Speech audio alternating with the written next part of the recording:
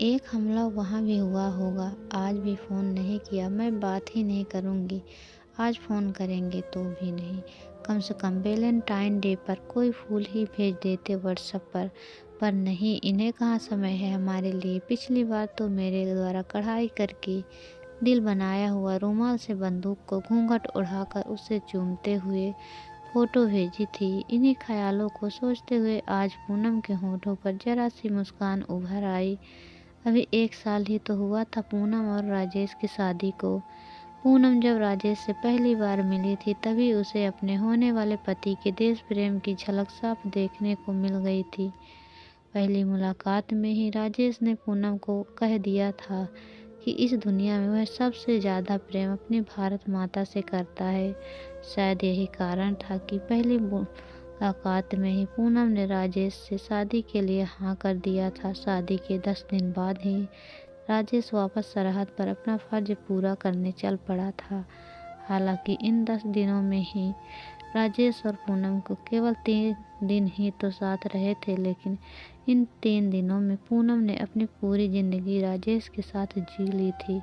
वापस आने का वादा करके राजेश चला गया, लेकिन पूनम रोज़ राजेश के फ़ोन के इंतज़ार में घंटों फ़ोन के पास ही बैठी रहती। आज भी वह सुबह से राजेश के फ़ोन का इंतज़ार कर रही थी। आतुरवश वह अपनी सास को आवाज़ लगाकर पूछने वाली थी कि आपके बेटे का फ़ोन आया क्या? तभी याद आया कि ससुर जी घर पर हैं, तो मुन्ने को सुलाकर धीरे से अपने कमरे से निकलकर सासू माँ के कमरे में तरफ बढ़ी। तभी ससुर जी के कमरे में चल रही टीवी में एक सहमी सी पत्रकार कहती हुई सुनाई पड़ी, इस वक्त एक बड़ी खबर आ रही है। पुलवामा में आतंकी हमले में कई सैनिकों के शहीद होने की पुष्टि खबर इस वक्त हम आपको सुना रहे हैं। ये शब्द उसके कानों में पड़ने के बाद वह सब कुछ इस तरह सुन्न पड़ गया मानो उसके कानों में कोई ग्रेनेड फटा हो। परसों फ़ोन पर वह यही तो जाने की बात कह रहे थे। नहीं नहीं, यह नहीं हो सकता।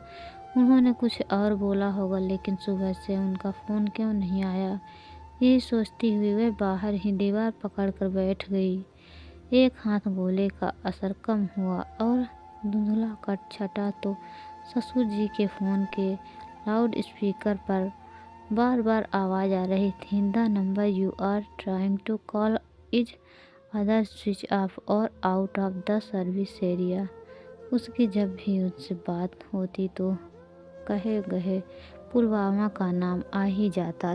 फिर से आंखों के सामने अंधेरा छाने लगा। थोड़ी देर बाद उसने हिम्मत करके ससुर जी के कमरे का द्वार हल्का सा खोल दिया।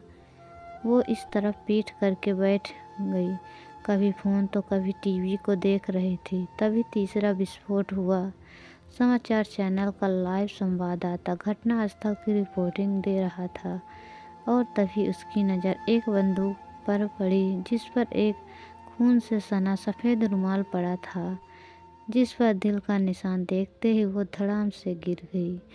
दोस्तों, आपका इस कहानी में क्या राय है हमें कमेंट करके ज़रूर बताएं, और हमारी कहानी आपको पसंद आए तो मेरे चैनल को सब्सक्राइब करें। धन्यवाद।